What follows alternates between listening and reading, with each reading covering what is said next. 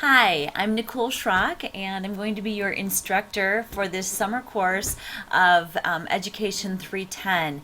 And I'm really excited about teaching this course. I taught it last semester as well, and I myself am a teacher of language arts and have been for the last 20 years. So I'm really excited to share with you in ideas. I find that I learned so much in teaching these courses, not just in doing the research and reading to create the course, but also just from you and your ideas and what we generate in terms of class discussion. I don't know if this is your first online class or if you're a veteran online student, but I just want to give you the lay of the land and a few expectations in terms of what I'm hoping for us as a course and as just as a group of learners working together on teaching writing. First of all, I know that online education is sometimes called distance education, and having taught in the online world for the last 6 years, both in the college and high school settings, I really hate that connotation of distance because it kind of feels like this. And I didn't go into education to be one of these, okay? So please ask questions, talk to one another in discussion threads and on blogs in a way that is engaging and personal. Imagine that person there. Bring up, a picture in your mind of them. Look at. I keep my face on here not because I love videos of myself, but so that you see a real person interacting with you, not just a voice and so forth or words on a screen. So we're going to try to keep this distance class far from distant. Okay, the second thing is I will give you one of these announcements just like this every week, and I do implore you to watch them. I know they're kind of boring sometimes, but these are going to be little mini lectures as well. And this week's is going to be on the long side. Actually, they'll all probably be close to in the 10 to 15 minute range, just so that we can make sure that we're all clear on expectations. And if this video doesn't do it for you, again, email me, ask me questions, and there's also going to be a discussion thread that you can ask one another questions in. So let me give you the little navigation of the course. And there are some tutorials that the school provides if this is your first iLearn class. And if not, you might be an expert at this already. A couple things I just want to point out to you. You've already found the announcements because you found this video. Every week I'll put an announcement in the announcements. And sometimes I'll ask you to follow up with an email or something. So do read those announcements and watch this video. If you click on this link, you'll see my background, my teaching experience, etc. Don't feel like you have to do that right this second, but that is where that is at. And this picture of my family and, all the things you never wanted to know about me. But again, trying to keep it personal, keeping it real. This link is our course rubrics and syllabus. Unfortunately, the last time I taught this, I had a couple students say, "Oh, I didn't know there are rubrics here." So I want to show you it right now that this is where I'm going to draw from my criteria for grading discussion boards, wikis, and blogs, and those are going to be our 3 graded items for this course. I'm going to open our syllabus right now just to kind of give you the lay of the land. I do detailed syllabi. It's just how I roll because I like them. I like to have a big picture plan, and that's actually how I build the course. Please do take some time on your own to read through the course aims and objectives. These objectives have been taken from the college and what they believe is important that we learn from this class.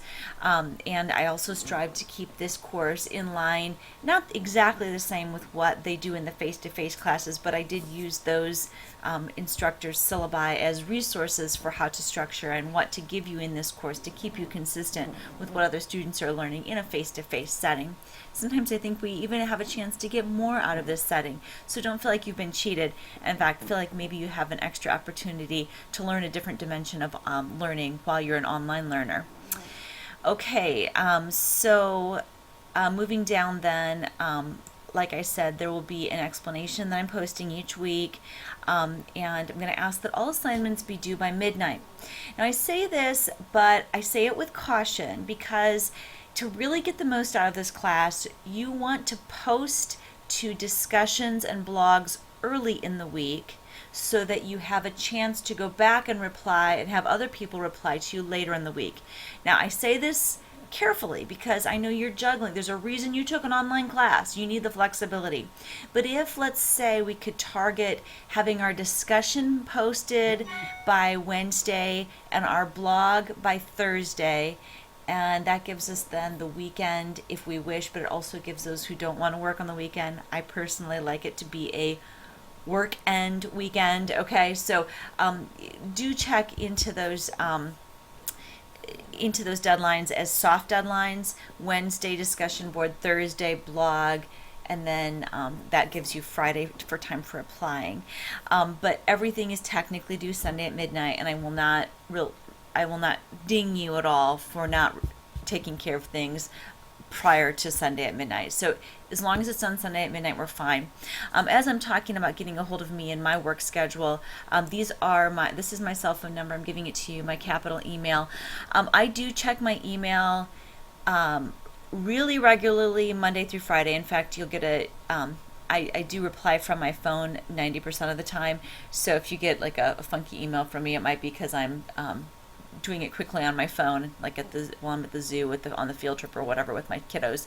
But for the most part, I am the most accessible Monday through Friday. I'm not going to be on my computer Saturday and Sunday. I could email you back, but it's not going to be as quick, and make sure your question's specific so I don't have to get back into the computer to find the answer myself, if you could. Okay, so let's go ahead and look. Sorry, I give you whiplash here going back and forth. Couple formats and procedures. I've already mentioned this. We're going to do a discussion board every week, a blog every week, and a wiki that's going to build into our end of the year portfolio, and that wiki will be built little by little throughout the course so that your end of the year exam is your wiki, but it should actually come together pretty quickly for you. I use that lightly, but you know what I'm saying. You should have built on it by the time it's actually due. And I'm going to have little deadlines for those and little times where I give you feedback, and there'll be points given in the wiki development as well as the final wiki. The purpose of the discussion board is going to be less research, more reflection, more about your own learning and ideas. The purpose of the blog is where we're going to start pulling in I want to see in your blog evidence that you've read and looked through the resources. So make sure that you are citing and it's resource driven on your blog. I want that to kind of prove that you're doing the reading part of it and the research part.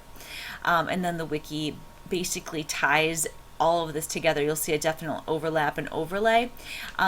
For your wiki, please remember what you're posting in your discussions and blogs, because I want some of those things included, not just what is posted in your wiki. I want you to use for example, blog ideas to fuel your wiki ideas and so forth.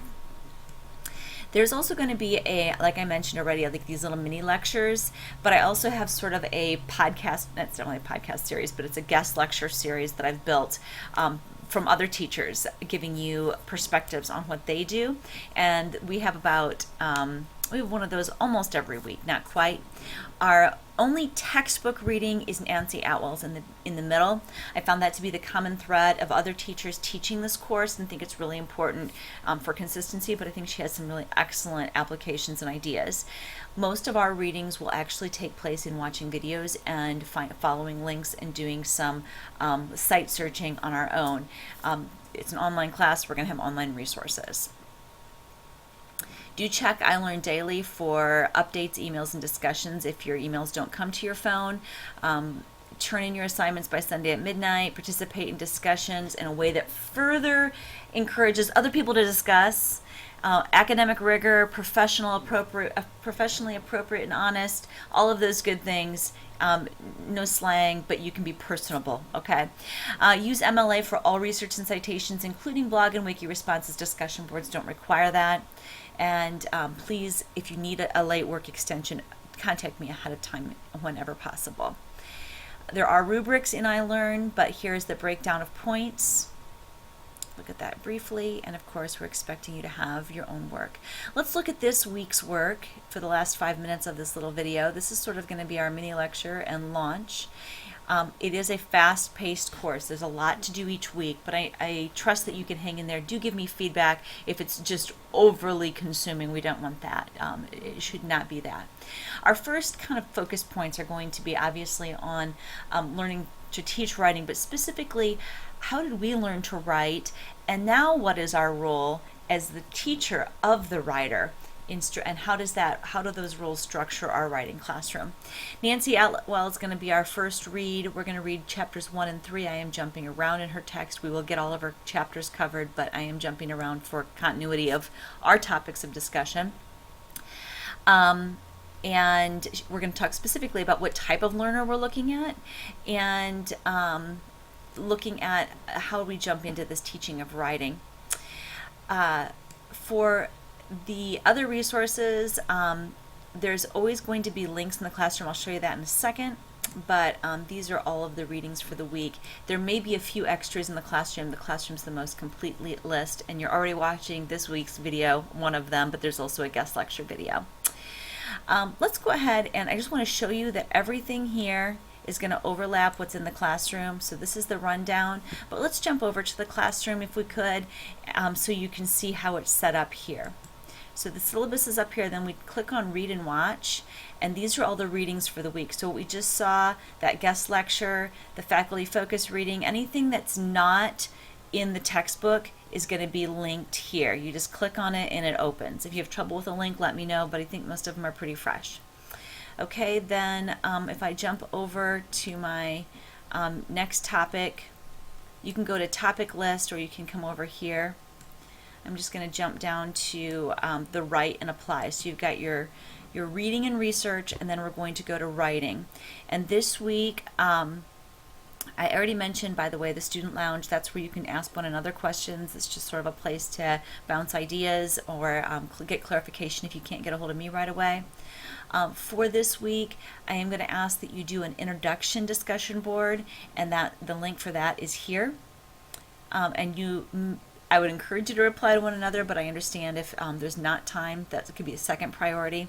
This is not a graded discussion board, and I am going to post my own post there, so I'm participating with you as well on getting to know you a little bit. Okay, so these are just sort of a general discussion boards. These are the graded ones. Week 1, the discussion board is here. You click on it and you respond. The prompt is in the syllabus. It's the same prompt, copy and paste it over. And the blog as well is right here. You don't turn in your wiki until next week, but you certainly can start building it this week. And there you go with where that is. I just wanted to show you where everything was because I think that's important. So again, like if you look at it from the kind of the entry here, you open up your syllabus, you go into read and watch to find your reading links that are not in the textbook, and then write and apply is where you find your discussion threads, your blog posts, and your wiki. Again, the difference between those is that the discussion board is more reflective, more off the top of your head, more comment about what you already know to be true. The blog is going to be more research, starting to put research and practice together and getting ideas generated, and the wiki is where the application comes in. The wiki portfolio is going to be kind of everything you need to know in your first year of teaching, kind of a handbook for you. Okay, so let's look at the topics of the week before I send you on your merry way. I wanted to start this course just really reflecting and thinking of who we are as writers. What are your good experiences? What are your bad experiences? Because let's face it, we tend to imitate the teachers that we love. A cautionary tale on that, we're not those teachers. We're going to be teaching out of our own selves. And I had a teacher actually tell me that. I told her, I want to be just like you, I want to teach just like you. And she said, oh, Nicole, no, you're going to teach just like you. But what makes us that teacher? What worked for us? What doesn't work for us? And when you reply, I always want you to reply to 2 peers. That's every week for every discussion board and every blog. Then we're going to move on to the blog. After doing some of these readings and that kind of thing, watching the videos, I want you to look at, Atwell builds this idea of a context for learning. What are you going to do? What is your ideal concept of that learning context for the writer? What do you want your classroom to feel like, to look like, to sound like, to even smell like, okay? What is this context you want to create? And we can speak in idealism here because we need some ideals. We need to start with something that is idealistic. What this is going to feed into is looking at what our roles and goals are for our classroom. What are we as teachers? Are we facilitators, coaches, mentors, probably all of those? And what are the goals that we're trying to establish in our classrooms? the learning goals, the social goals, and of course that overall classroom climate.